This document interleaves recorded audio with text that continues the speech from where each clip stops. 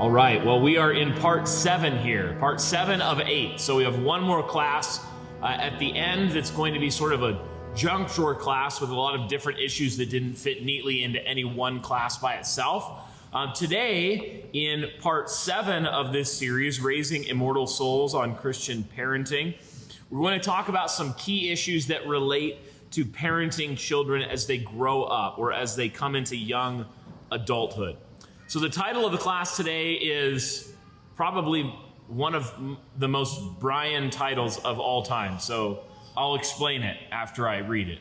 The title is Older Children and Parenting in the Liminal Places. That word liminal, older children and parenting in the liminal places, comes from the Latin word for threshold, and it refers to a stage of transition between two different paradigms. So a liminal place would be like a place where you're standing on the boundary between two different types of places. For example, you could be standing in your doorway and you would be in a liminal place. But there's a type of parenting or a place in parenting that can feel like this, a liminal place, as our kids get older, often well before they get older and leave the house, we begin to feel just how quickly their adulthood and independence is rushing towards us. And you kind of see, before they do even, their manhood or womanhood is quickly approaching. They don't even maybe understand just how fast they're going to get from where they stand until they're establishing their own households, they're leaving to go pursue trades and vocations, or even before they will be having and parenting children of their own. Think about a 14, 15-year-old young man or young woman.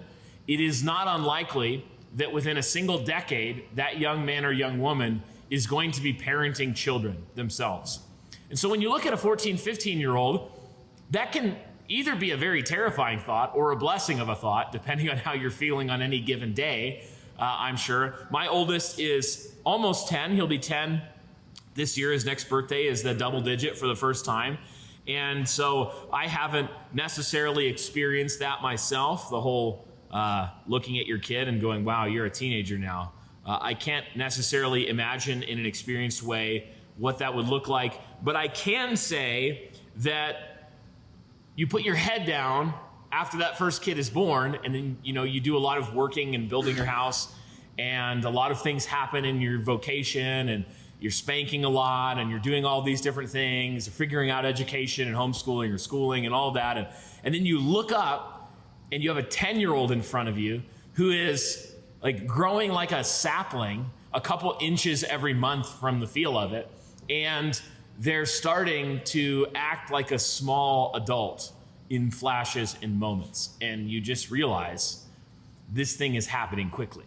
I'm going to have to figure out some things really quickly. Some of you have older children, and so today my goal is to talk through some different issues and work through the principles that are unchanging and that can be applied in many different methods, but we'll talk about some of the issues.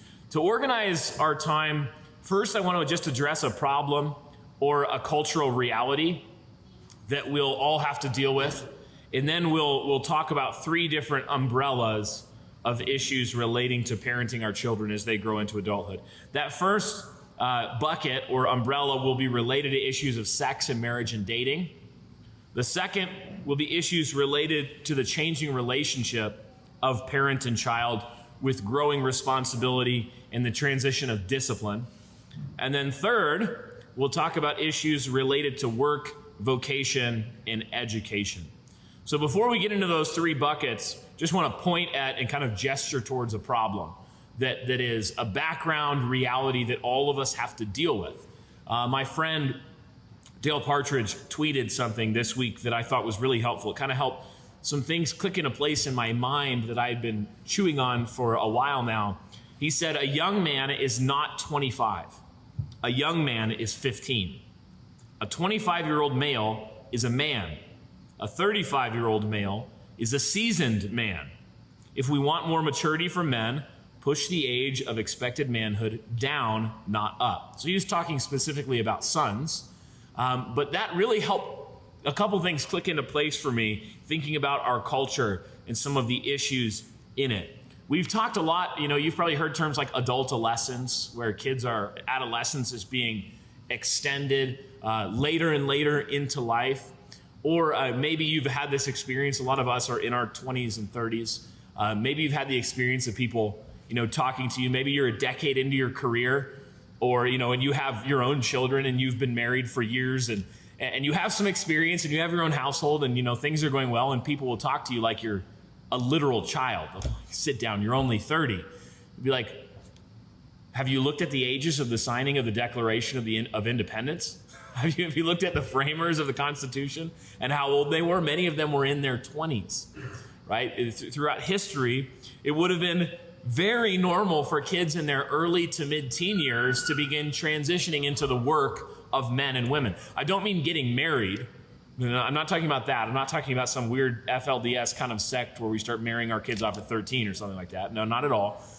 But boys would begin to transition into their father's trade, and they would begin to learn, and their education would begin to shift towards the productivity of the trade world or the business world or the mercantile world or whatever his father and his household was established in. Or he might be expected to leave and go study under a master and leave the house even in his teen years and go spend a year or two or even into his adulthood learning a new trade, engraving, farming, something of that sort. And the young women would begin to take on responsibility in the household that would be growing more like a woman's role. She would be expected to have great responsibility, and households ran on the work of young men and young women in their teen years. And then when young men and young women hit their 20s, they would begin to get married and have their own children, establish their own household. And in our culture, a lot of different factors have come together to push adolescence upwards and further and further out. Some of those have to do with the education system. Some of them have to do with things like shifts that happened during the Great Depression, when public education was shifted further and further out and up in the years, mandatory education, to deal with this young workforce that's coming into the working age without jobs. So extend education, and then that ends up sticking. So we extended education further and further up into the years, and then we added to that the normative expectation of college training. So college, a bachelor's degree, an associate's degree became basically the equivalent of a high school diploma at some point. There was a time in American culture where a high school diploma would have been perfectly adequate to go out and earn a decent wage, support a family, learn a trade, that sort of thing. It still is, by the way. We'll talk about that. But the expectation began to shift towards if you're successful, if you're smart, if you're intelligent, if you're not a loser, you'll go to 4 years of college. And then even 4 years of college becomes like, maybe you can get an entry-level position if you have a bachelor's degree, and somehow you're expected to have 5 or 10 years of experience often as well. Like we would like this entry-level position. We pay $22,000 a year. We'd like a bachelor's degree, 10 years of experience, and reference from your 3 previous employers. You're like, well, that's my mom, Starbucks, and that's it, actually. Those are my only employers. And I don't know if my mom counts. So we see shifts in the cultural expectation for education that ends up pushing things out. There is a myth that it was normative in history for kids to get married at 18. That wasn't necessarily normative. It is somewhat difficult to find hard numbers as you look back in history. But, for many eras in Christian civilization, average married age might be in the young 20s, 22, 23, 25.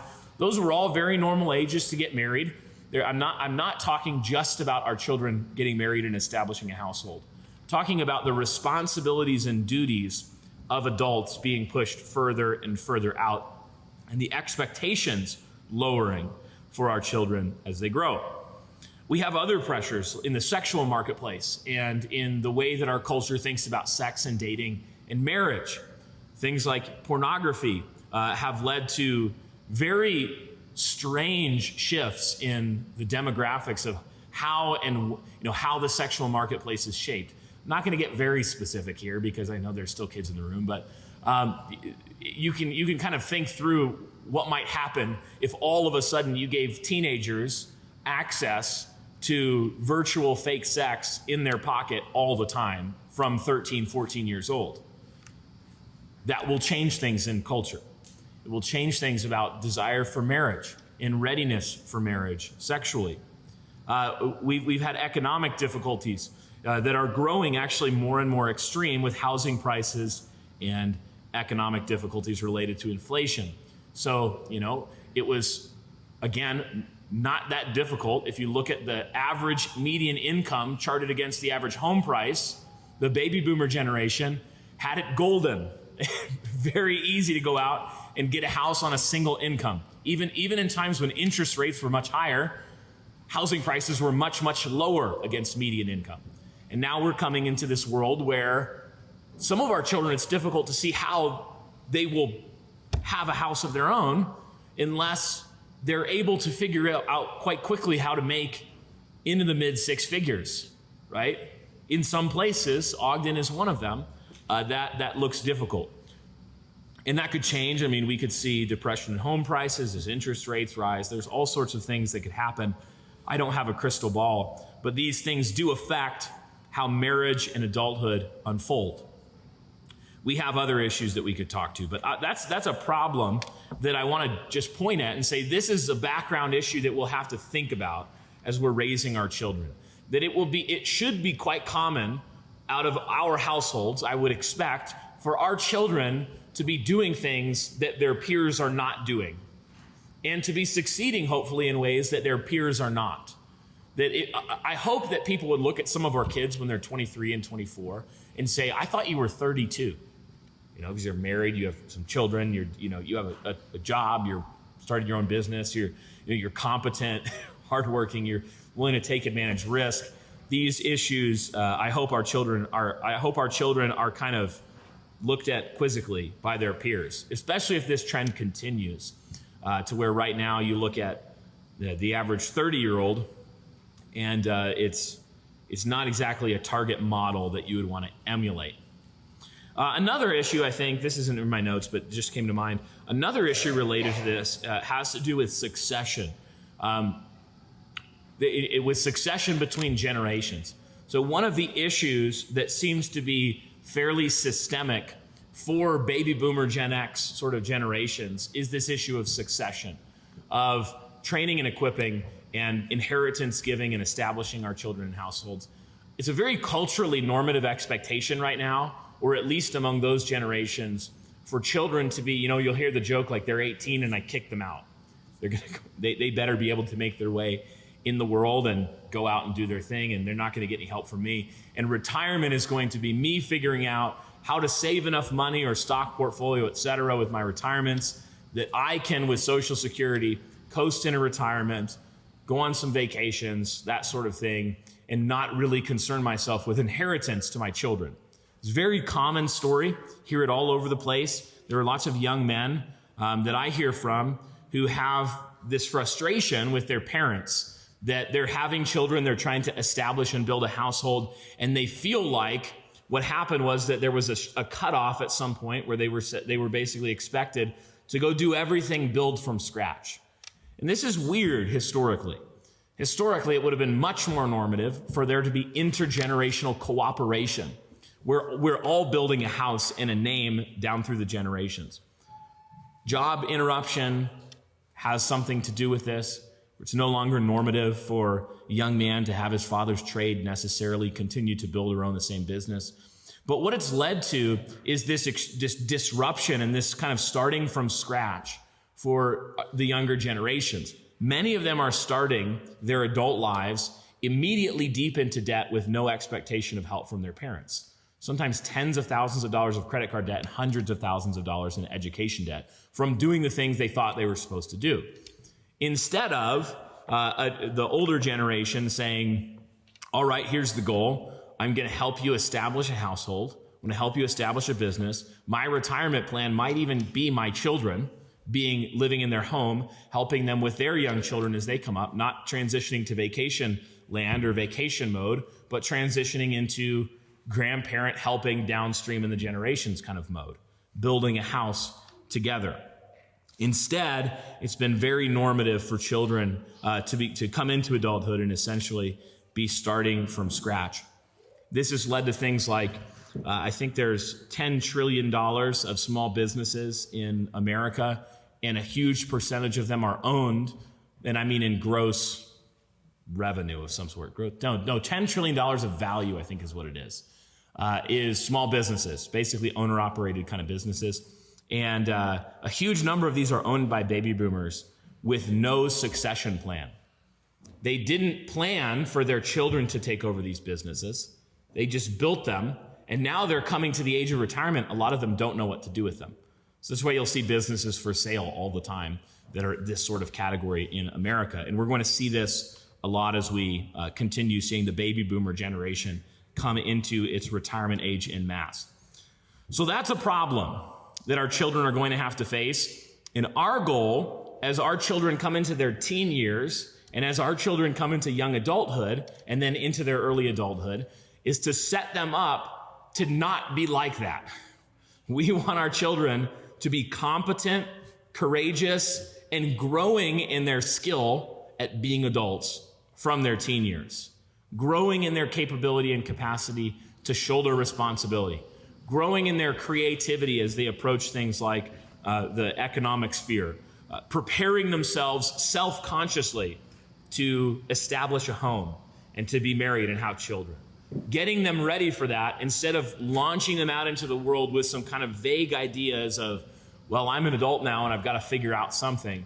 We want to help them from their early years, in their teen years, to establish the right targets, to figure out how the Lord has wired them in this place and this time that they find themselves and the opportunities they find themselves in the midst of, and to go take hold of those, to seize them, and to become fruitful in their early 20s and beyond.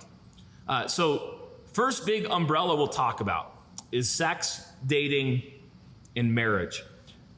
These are issues that are going to be intense, and for many households, among the most intense issues that come up during the teen years. And all of you likely remember your own teen years to some extent, and how difficult some of these things were in your own childhood. Figuring out the opposite sex, figuring out dating and marriage. And then added, for some of you might have grown up in generations before things like smartphones and internet pornography and all those things. And many of you grew up in the first generation to deal with that intensification of the sex issue. But what I'll say is that it hasn't gotten easier. It's gotten much harder for our children to figure these things out in a healthy way. And one reason for that is that our culture has completely lost its mind. It's just completely lost its mind. Our culture is in many ways totally severed and disconnected from reality, from basic reality. Realities in the world of sex and dating and marriage that are akin to the reality of gravity in the world of physics. Right? You could pretend like gravity didn't exist for a while. You could establish a, I guess, trans-gravitational identity that you identify as weightless. And you might, try to do that for a minute, and it might work for you until you encounter a drop of more than about 10 or 12 feet, and then you're going to discover that your wishes did not change the fabric of reality as God made it. The world of sexuality and anthropology is not fundamentally different from that. God established a world where there are nature issues, objectively true fabric of reality issues baked in, that if you reject them, what you are rejecting is life, and what you're embracing is death. This is what the Proverbs is speaking of when the Lady Wisdom personified says, all who hate me love death. All who hate me love death. So our culture has hated sexual wisdom, and it is reaping sexual whirlwind. If you just look at things like the rate of children born out of wedlock, the divorce rates in our country, I mean, they're unreal historically. They're crazy. They're absolutely insane. If you were to poll an honest 12-year-old in most public schools about what they know about sex and what they think about it, you would probably be shocked, especially if you grew up pre-internet, or at least pre-internet in your pocket. You would probably be shocked at the vocabulary and the range and the ideas that the average 12-year-old would have in America about sex. So those are, broadly speaking, the peers of our children as they grow up. obviously we're hopefully doing things differently. Right? Hopefully we're not giving our kids iPhones at age 8 or anything as, if you hate your kids, give them an iPhone. Give them a smartphone. If you hate their guts, do that. Right? Hopefully we're not doing that. But it still remains that the background culture is trending in that direction. And so we have an intensification of all of these normal human issues where gasoline has been poured on the fire by technology and cultural decline. The gasoline's been poured on the fire in terms of technology and cultural decline. So our children, as they grow into their teen years, we need to inoculate them or prepare them for the reality of this landscape. We want to be able to do two things well with our children, particularly as they grow up. We want to do the bunker well, and we want to do the charge the enemy lines thing well. So we want to bunker them well, protect them, put them behind big walls as they're very young and growing up, train them, tell them about the things that they're going to face, the temptations they're going to face. We should be the ones teaching them about those things. They should hear about sex and pornography and all these things from mom and dad first, well before they hear them from their peers or media. They should be hearing them from us. Train them as they grow up to be prepared to face these things. And then as they go out and as they're growing up into their teen years, we'll talk about this, they're going to need to have increasingly long reign to go out on their own in calculated, measured ways. Kind of like when Jesus sent out the 70, he sent them out. He said, here's a mission. This was during his earthly ministry. And then they came back and reported to him. Our kids are going to need to do some forays into enemy territory. So we're going to need to not just train them, but also as they grow in responsibility, give them opportunities to encounter folly and be trained to deal with it adequately. So this might look like something like this. You might have conversations with your children as they're growing into their teen years. Maybe they're 10, 11, 12, 13, 14. You might start having conversations with them about cultural artifacts that they're very likely to see. For example, you might play a song that you would not normally play and talk it over with them. I can't even say the titles of some of these songs. Some of them I would never play for my children, other than maybe if they accidentally heard it walking down the street, we might talk about it. But maybe you give them some kind of opportunity. You say, here's a dragon. What do you do with a dragon like this? Where did that come from? We're catechizing our children to think clearly about the cultural artifacts they're encountering. We start talking to them early about things like social media and the dangers there. We start talking to them about, what might it look like? What kind of man or woman do you want to be as it relates to these technologies? What do you think the dangers are, son?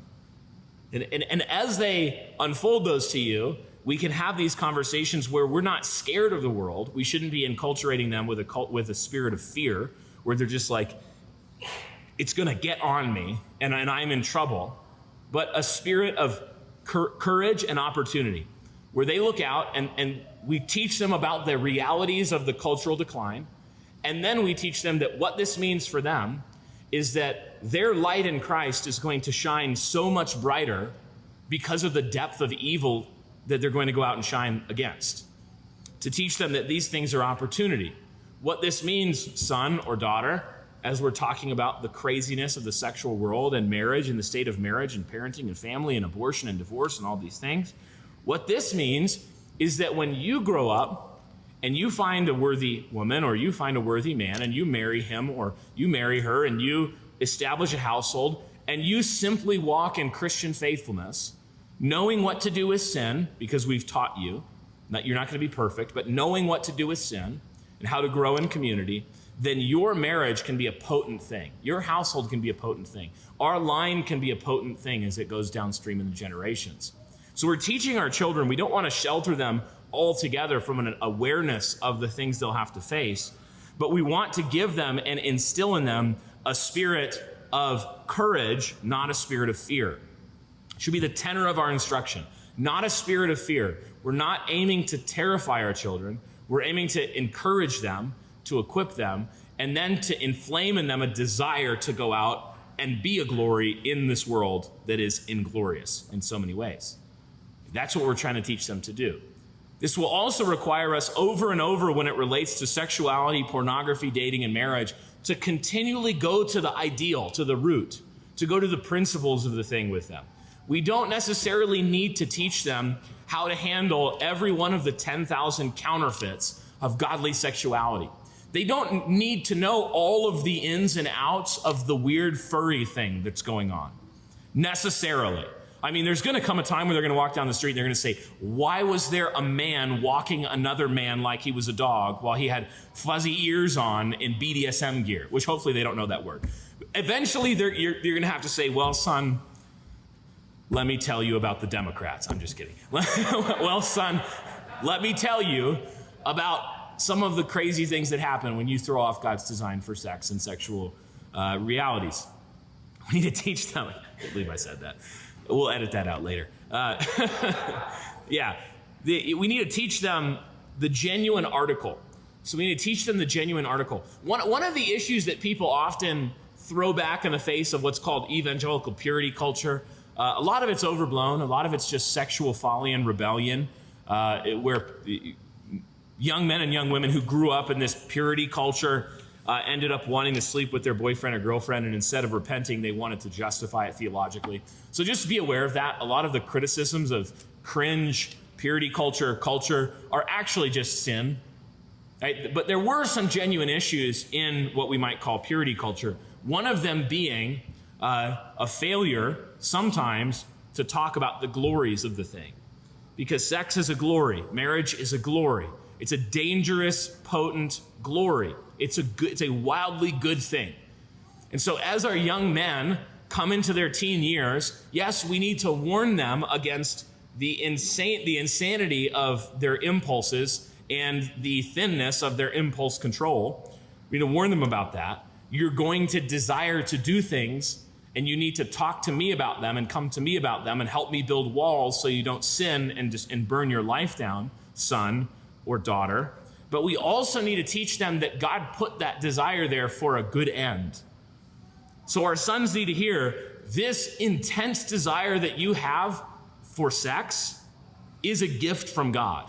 And what it's meant to do, son, is to urge you on to go out and become a man worthy of a woman. So don't give up, don't despair. Don't necessarily try to destroy it. Channel it in the right direction.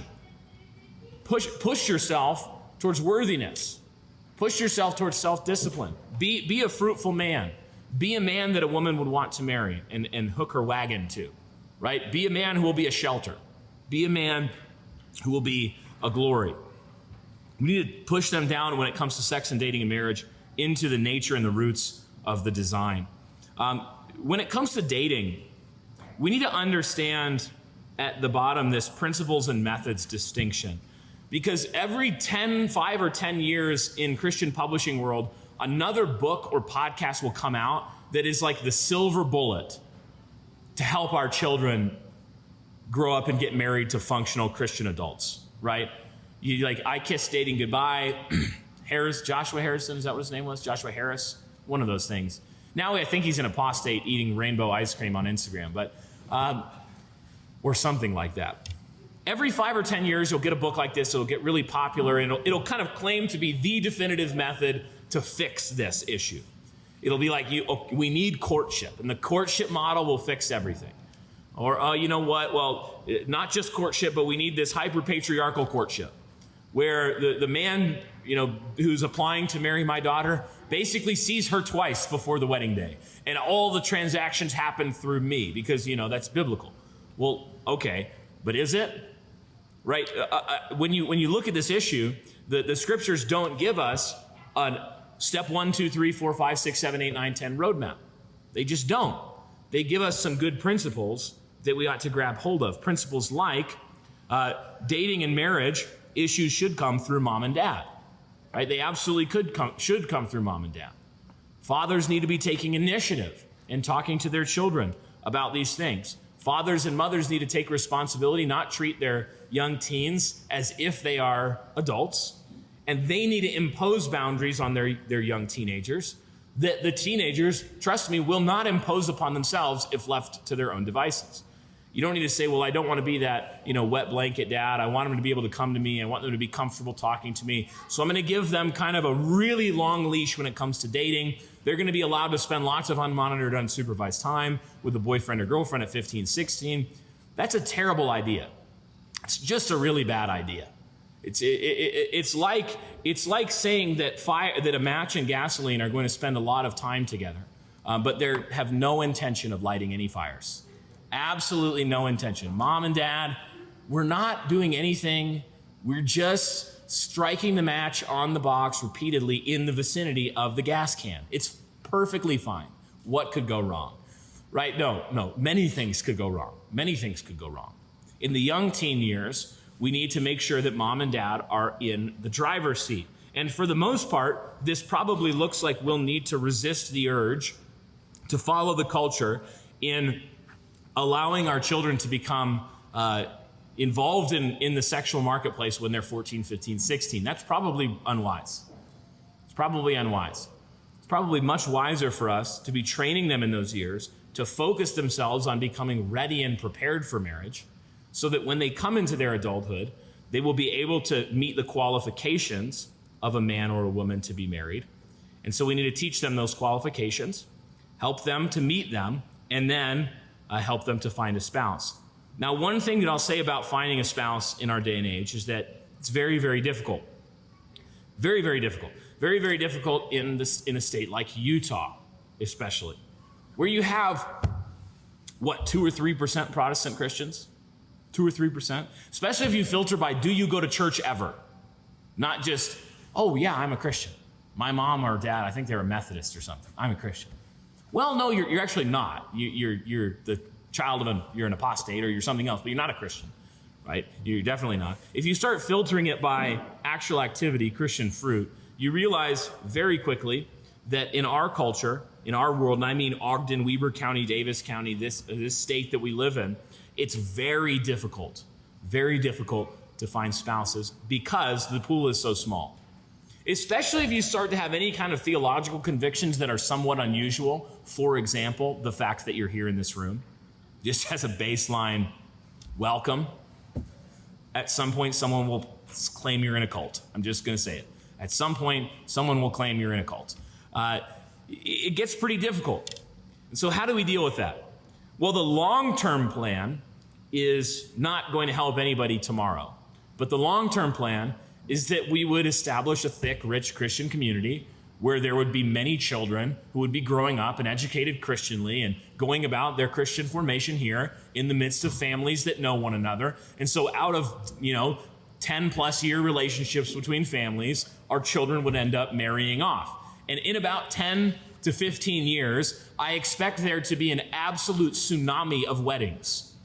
We will have to hire somebody full-time to manage the weddings in this building in 15, 12 years. I mean, just demographically, if you look at it, my children have dibs on a few of the prime candidates. So just kind of try to keep that in mind. I'm just kidding.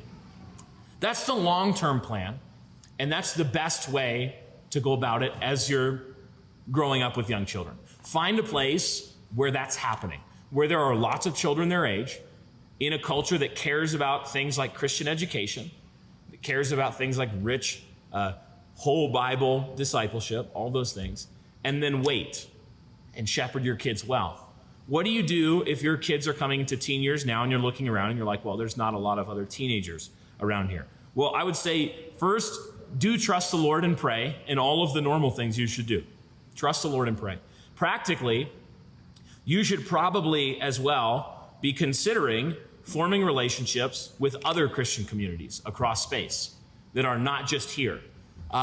Identifying other places where there are like-minded Christians, and you being the one to take initiative in reaching out. Go attend conferences and events. Go figure out where the colleges are, the trade schools are, where there are lots of godly young men and women being trained and sent out. Go figure those places out. We can help you with that if you need that. Go look to those places. Start making relationships. Yes, do use the internet. The internet's great. The internet is actually a good gift. We shouldn't be scared of the internet. We should use the internet in such a way that Satan is scared of us. That should be our goal. We're not like, oh no, the internet. And we're like, oh, the internet, a way to talk to anybody in the world instantly. Seems like this might have some implications for Christian culture and evangelism. We should definitely be using the internet wisely in these things. As our children do come into dating years and our children all start dating and all of that sort of thing, we're going to need to keep those principles few, easy to understand, and hold to them with discipline. Things like, again, we're not going to let our children spend a lot of time with the opposite sex one-on-one in closed rooms, the gasoline and the match. We're not going to do that because we love them. We are going to have lots of conversations with our children as they come into dating years and begin to show interest in, young men and young women in the church, to encourage that, to shepherd them, to make sure they're thinking clearly, to be asking them regularly, how are you doing? Being very blunt, very direct, how are you doing? We should be doing this with all matters of sex and sexuality with our children. We should be asking them very regularly, have you seen anything on television, a friend's phone? Have you seen anything sexual? How are you doing with your thought life? What are your temptations? How can I pray for you, son? How can I pray for you, daughter? We need to be strong, proactive covering. The problem right now is that if we wait for them to come to us or wait until we see an issue, then we're being far too passive in a culture like ours. You have to assume that our culture sexually is like, imagine the Jehovah's Witnesses with their door-to-door evangelism campaigns. They're very good at that. They go door to door, they knock, they try to convince you to be a Jehovah's Witness. Just assume that some completely sexually degenerate person is knocking on their door every day or the equivalent. It's just the reality. I mean, through an advertisement, a song, even if you limit screen time, don't give them a smartphone, in the world we live in, just assume that every day some kind of sexually degenerate bait is being dangled in front of them. Just assume that. And then act accordingly in terms of being proactive as a father. Fathers should be being particularly proactive with their sons and their daughters in talking about these things. Moms should be taking particular initiative in talking to daughters about these things. And just one final note about this. I saw a tweet this week about the state of the sexual marketplace. And it was, I almost threw up, right? It's just I saw the reality of it. For the normal Zoomer, late teens, early 20s kind of person navigating the sexual marketplace, first base is intercourse. Second base is going on a date. Third base is getting to know the person. That's the state of our sexual marketplace in many ways. Technology has greased the skids on this. There was another, going around social media, there was another sort of flow chart from, I think, one of these dating apps, Tinder or something, where it showed the statistic for one 27-year-old girl in a 6-month period. 6-month period. She swiped right on maybe 150 candidates. She had messaged with 60 of them. She had casual sex with 37 of them. And no engagements. It also had engagements and marriages, and it was 0 on both. She'd had 37 sexual partners in 6 months, through technological hookup apps. This is what I'm talking about when I say that the background culture our kids are going out into is absolutely insane. So we don't have the luxury of kind of waiting and playing defense only. We have to play offense. We have to go and be proactive in talking to our kids about this. I have opinions about weddings, but I'm going to leave them for another time because we're not quite there yet. But don't make them silly. I'll just say that. Weddings should have gravity and gravitas. And anyway, let's talk about that second bucket, responsibility, mentoring, discipline. These things all shift into one another, and so they have a lot of overlap. But as our kids get older, one of the big gears that we need to be moving is this gear of shifting type of discipline, shifting expectations, and shifting relationship between father, son, mothers, and daughters. So you've probably heard before, I think it's a good way of putting it, that as our kids grow older, we will increasingly move from strict disciplinarian into mentor. That should be the goal. That we're moving into, we're increasingly winning their heart to the law. We've had many coaching conversations. They see the blackness of sin. They see the glory of righteousness. Yes, they sin. Yes, they know how to confess sin. Maybe they've stumbled and they've had sexual impurity. Maybe they've had other issues, lied to you. Maybe they've lost trust in ways and had to regain it. They've been through this normal human figuring out gospel community, loving one another, repenting of our sin, and they're growing in their responsibility.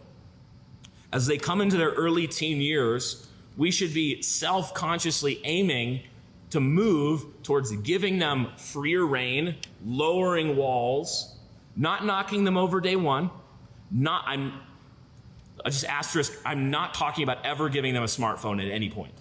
Let me just be clear about that. I actually think we should probably not give our kids smartphones until they're married or something like. I don't even know at this point. It just seems so insane, the fruit that's happening from this, that we should almost err on the in the Amish direction a little bit with our kids. I'm talking about giving them more responsibility and freedom in the roles in their life and their education, travel. Maybe as they get to be into their mid-teens, we're giving them the responsibility, obviously, as they learn how to drive, to go out on their own, to maybe study and do some of their schoolwork somewhere where they're just by themselves, and we're trusting them not to drive and buy crack or something, or go on a Tinder date, or we're trusting them with all these things. But we need to do that. One of the instincts that will lead us astray against the craziness of our culture is to delay responsibility giving. That's a mistake. Our kids will not know how to handle responsibility unless they handle responsibility. It's the big principle. You're going to have to apply this in 10,000 different ways, but that's the big principle. Our children will not know how to handle responsibility until we give them responsibility to handle. Your instinct will be, and I'm just telling you this, a lot of you will have this in very strong way, some less so, but all of us will have an instinct somewhere to say no to responsibility because we think our kids aren't ready for it. They're not ready for it. The way that you get ready for responsibility is by taking it and being given it, and then dealing with the effects of the responsibility. Our children, Ari, when he was about 7 or 8 or 9, some of you are going to think this is actually crazy. I think it's a good idea. We talked to him about not getting into strangers' cars, but we've let him go to the park on his own at different times. The park for us is maybe a third of a mile walk. He has to go through some neighborhoods, and he's completely out of earshot, completely out of, we can't see him. He could, and it's on his bike. And he could leave. He could ride his bike to Maverick or something. We wouldn't be able to find him. We'd have to call in the search on the church app. Go find Ari. So we did that because he was shouldering responsibility in other areas well, and was taking responsibility and helping with the younger kids and shepherding them and helping them obey mom and dad. And so we started to give him a responsibility like that. He had a timer and a watch. He had to check in. At first, it was like 15-minute intervals. It was very obnoxious. Hardly enough time to get there, like put his bike down, look around, and then turn around and come back and check in to see if he would do it. And what happened was he didn't. This isn't like a beautiful story where he handled the responsibility perfectly on the first try. What happened was he actually slipped up a lot of times in checking in. And so we reined him in. He had consequences. But then we worked him back up. And now I do trust him to do that. He's going to be a 10-year-old in the next year. And he'll be able to be the platoon leader that takes a younger brother with him. He takes 2 younger brothers with him. Questions after, okay? Yeah, questions after. So he'll be able to take that increasing responsibility, takes that principle, and just apply it as your kids get older. Give them opportunities to actually fail so they figure out how to fail, and you can work through it with them. Do be careful. Obviously, there are big things that we wouldn't do. I don't know where you live. I don't know your situation entirely, but you're shifting in how you relate to them. You're also shifting in terms of discipline, where we're moving away from spanking as our kids get 8, 9, 10, 11, 12. Almost for sure by the time your kids are double digit, the time for spanking is starting to sunset and past. Many of you will never spank a 10-year-old or above. You just won't. So you'll be moving into other more realistic disciplines.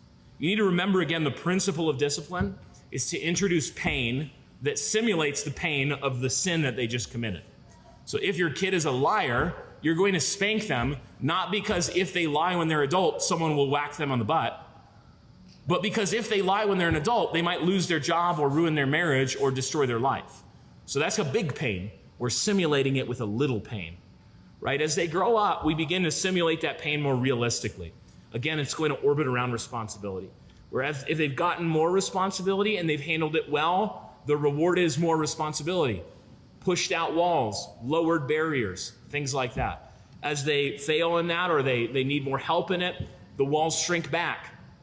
And that is a real discipline that simulates the world, because that's what will happen to them as they grow.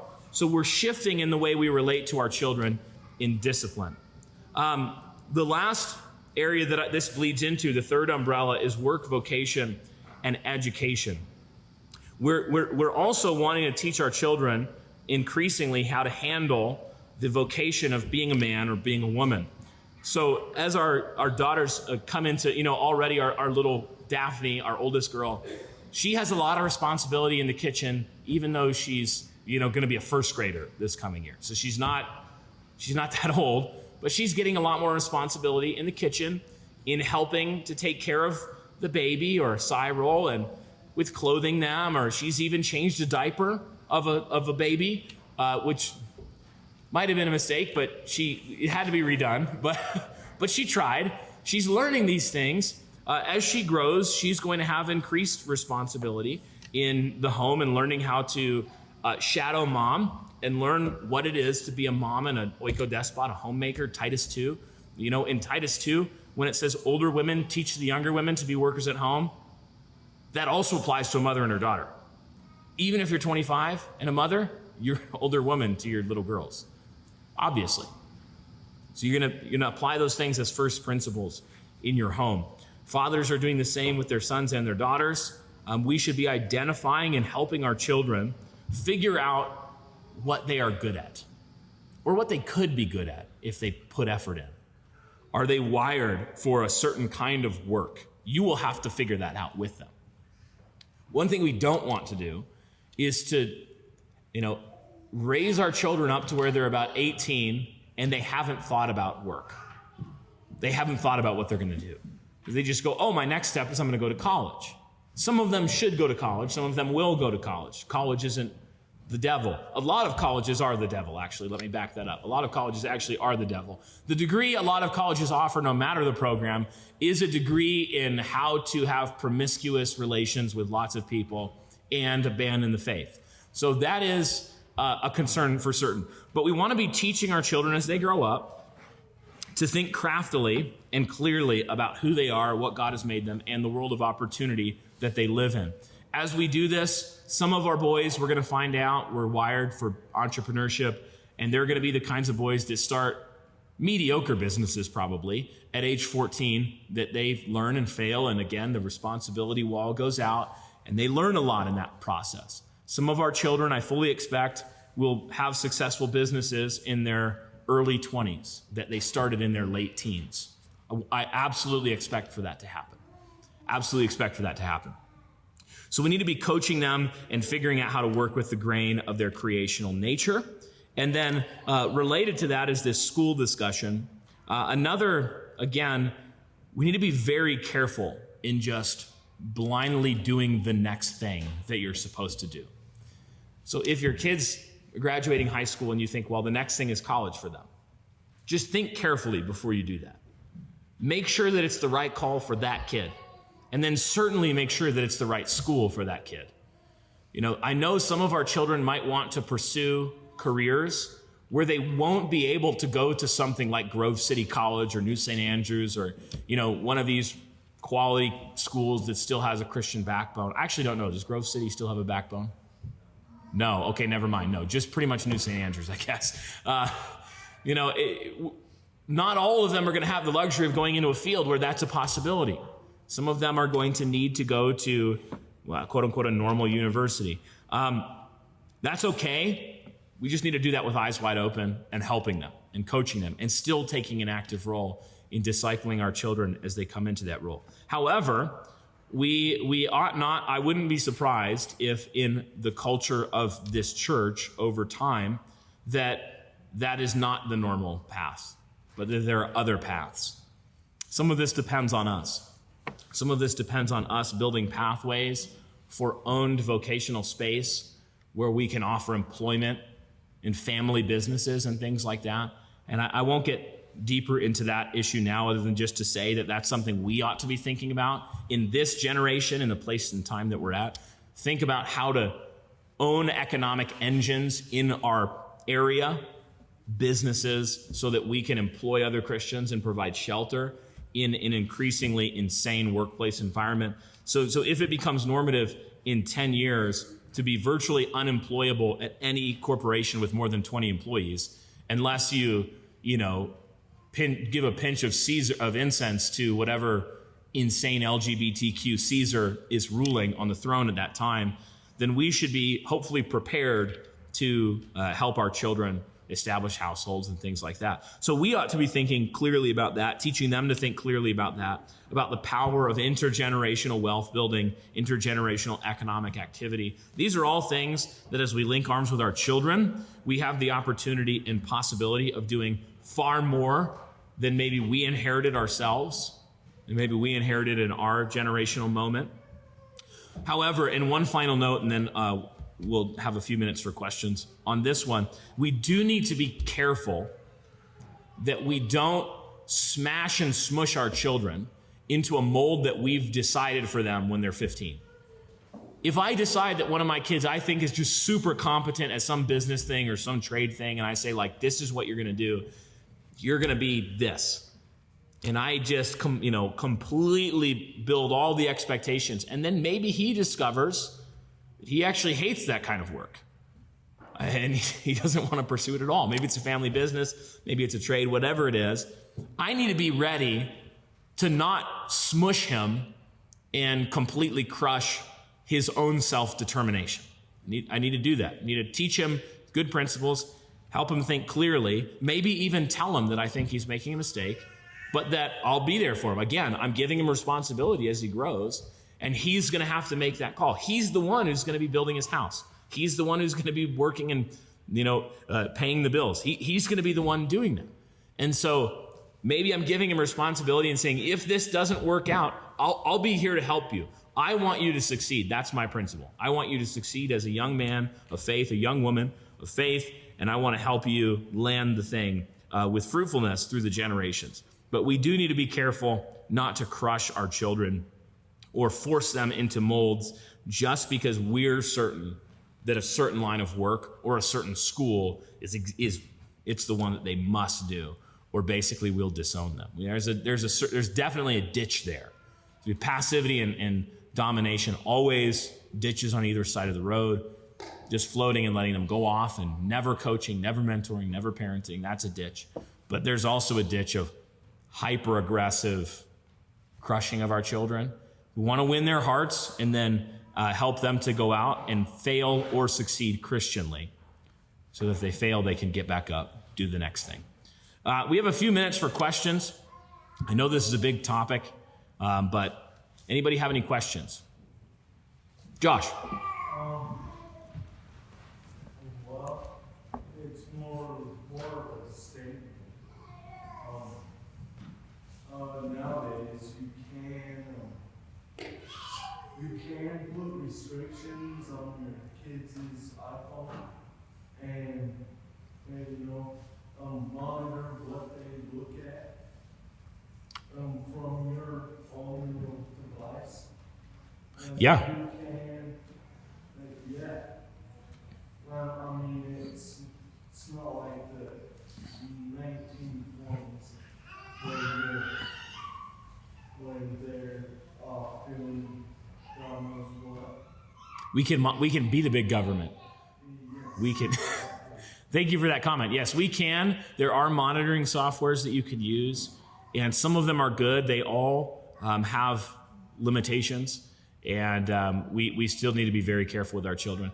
I would not necessarily, I still wouldn't trust for most ages a smartphone that has any possibility of having those things bypassed and it working to access the internet. Like, the thing is, kids are kind of digital natives now. And maybe if they follow my Amish plan, they will be less digital natives. But now that I think about it, no, but kids are going to figure out how to navigate things. And what you find right now is that if you rely on tools as the walls are good, but they're only as good as the people manning the walls.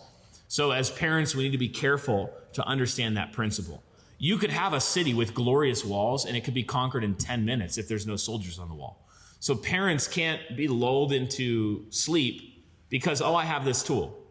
I have Circle from Disney, by the way. It's making sure my kids are safe. Disney will take care of them. Famous last words, first of all. But even if it's a good tool, it's Covenant Eyes. I mean, there's good tools. Some of them are figuring out things like, I know Covenant Eyes is working on this screen scanning technology that doesn't just go on the URL that they're visiting, but it's looking at the screen with artificial intelligence and identifying when there are nudie things on it or whatever. But still, walls are good. Use them wisely. But the wise man understands that walls are easily conquered where the soldier sleeps. Any other questions?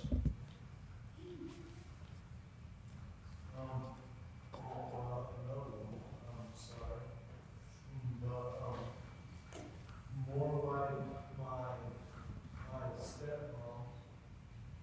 Yeah, she's like pretty much pulling me into what she wants me to be. And you know, she has threatened me to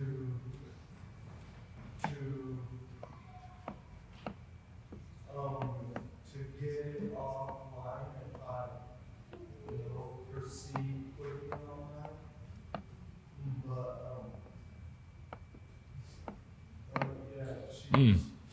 Yeah. keeping me under her thumb. Let's talk about that after the class. That's probably too personal for this context, but I'll talk with you after the class. We do have time maybe for one question, if anybody has a question, or we can wrap it. Oh, Clint. Yes, sir. I have a question. So it deals with my family and the time my kids spend with their cousins.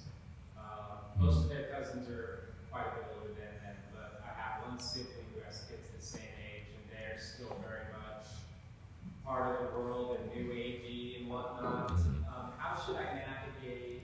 What would your recommendation be for them spending time at their house or together with them at grandma's house? Yeah. Or something outside of our observation? Yeah, when kids are younger, and Clint's asking for the recording, where you have extended family or friends related to the family, maybe they're older than your kids, but they're not Christians, cultural, different expectations, maybe they're running around with phones, that kind of thing. Especially when your kids are young, err on the side of being more tyrannical. Err on the side of being willing to be seen by your extended family or friends as unreasonable, because a lot of them have insane standards that are stupid. So you're responsible for your children, and your first and primary aim is not to be considered reasonable by people that are not reasonable. Your aim is to protect them. So a lot of times in family situations, this requires you to just have a reputation where they're like, oh, they're the curmudgeons, no sleepovers, no whatever. In our neighborhood kid world where kids come over, it's like, if I see a screen, you're done. It's one strike, you're out. You don't come back on my property. And it's like an 8-year-old, and I'm like, don't come back on my property. And I'll be unreasonable because I love my kids. And if their parents get mad about it, that's fine. I'll deal with them. But we have to hold the line.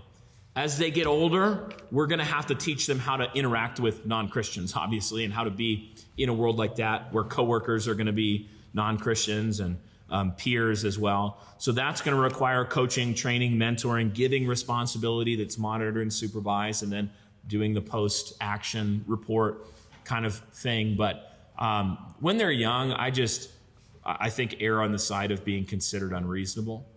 And because the culture is so unreasonable. Yeah.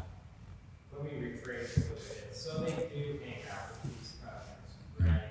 And they do have phones. They do, like you said, they have standards. I'm wondering how I can communicate to them at such a young age how we differ and then without building like strife and tension within my Yeah. How to help your kids understand. Right. Like, okay, cousins have different standards. They have different. And it's as simple as when they're younger. I mean, you start by just giving them an age-appropriate principle. Mommy and daddy love you. And so even though other mommies and daddies might do things differently, God gave us a responsibility for you before him. And so we will have different standards than other families, and that's okay. We teach our kids that it's not okay. Like we treat it as disrespect if our kids say, well, this family does this. We will discipline that as disrespect, because they're basically teaching them their chain of command isn't them, neighbor's dad or cousin's mom, God. It's them, parent, God, church, God, all the other spheres of authority too. And then again, as they get older, we're attempting to give them knowledge and win them to the principle, so that they end up seeing the Proverbs are powerful for this. Talking about what do you want, what kind of man or woman do you want to become? Do you want to become like the foolish man or like the wise man? And then helping them be able to see in their peers even and diagnose themselves. We've run into issues here where sometimes our kids are like, I don't know if they're here. A kid might say something rude to a friend. Like, you're a Mormon, you don't. And we have to deal with that and teach them some nuance. But I would almost rather them fall in that ditch than,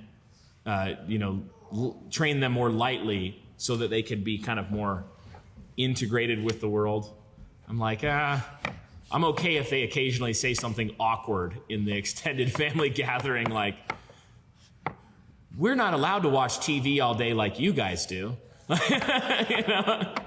Oops. But better than them watching TV all day is them saying an awkward thing about it and then having to be like, well, sorry. If you want to talk about television standards, though, I will talk about them with you, extended family member. But yeah, I think it's just another area of wisdom and applying principles over time, knowing your kids.